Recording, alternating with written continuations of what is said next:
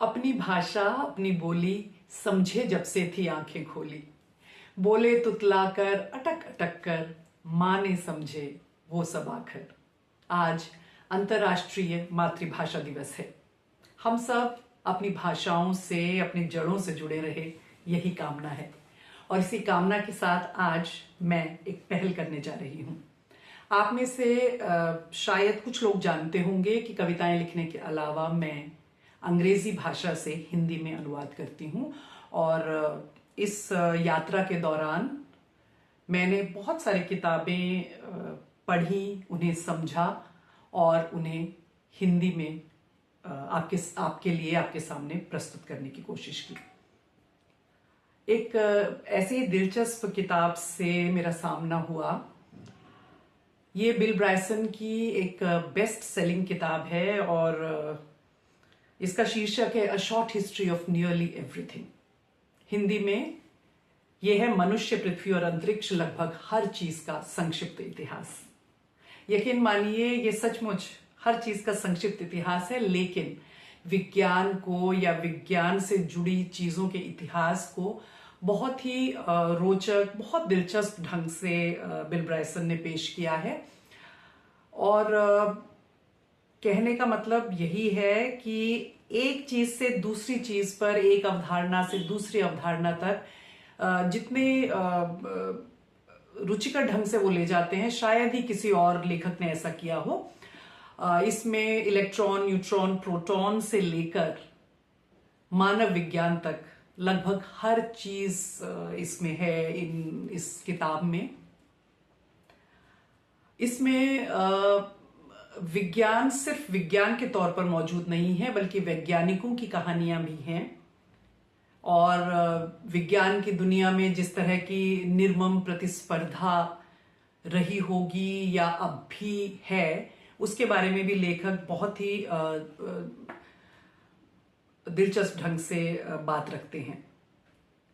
हम लोग periodic table के बारे में जानते हैं और मेंडलीव के बारे में भी हमने पढ़ा है, लेकिन हम में से बहुत से लोग इस तथ्य को नहीं जानते कि अगर उनकी माँ ने संघर्ष नहीं किया होता, उन्होंने अथक मेहनत नहीं की होती, तो शायद हमारी दुनिया मेंडलीव के बारे में नहीं जान पाती।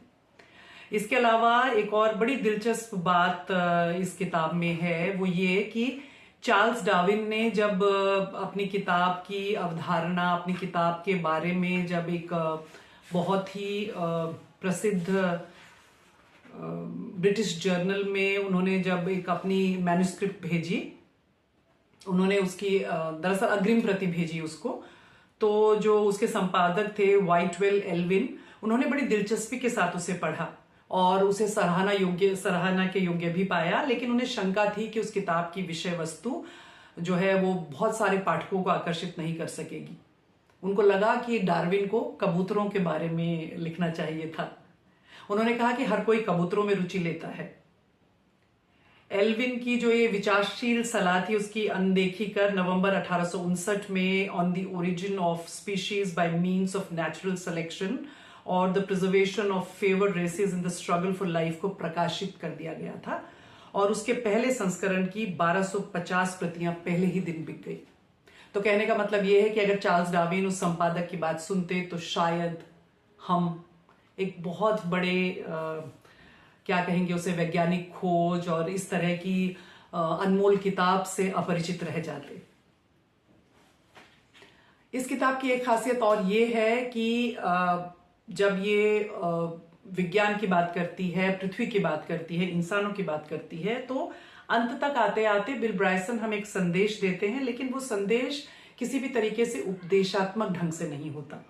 वो बहुत ही सूक्ष्म तरीके से, बहुत सटल तरीके से हमें आगाह करते हैं कि हम जो है इस दुनिया में बहुत कम समय से हैं और हमने काफी कुछ नुकसान पहुंचाया है पर्यावरण को। हम चाहें तो हम इस पृथ्वी को बचा कर रख सकते हैं, इसका संरक्षण कर सकते हैं। वो कहते हैं अगर इस किताब में कोई सबक है तो ये कि हम वाकई बहुत खुशकिस्मत हैं कि यहां पर हैं। हमारे ब्रह्मांड में किसी भी प्रकार का जीवन प्राप्त करना काफी बड़ी उपलब्धि है। ये छोटे छोटे अंश मैंने आपको इस किताब से इसलिए सुनाए कि आप जान सकें कि ये किताब क्यों पढ़ी जानी चाहिए। अक्सर समीक्षक जो है वो किताब की भूमिका या फिर जो पीछे ब्लर्ब में लिखा होता है वो पढ़कर आपको सुना देते हैं, लेकिन जब हम किसी किताब से जुड़ते हैं, उसके बारे में जानते हैं, तो हम शायद और बेहतर ढंग से लोगों तक ये बात पहुंचा सकते हैं। आप ये किताब जरूर पढ़ें। मंजुल प्रकाशन से ये किताब आई है, मनुष्य, पृथ्वी और अंतरिक्ष, लगभग हर चीज का संक्षिप्त इतिहास।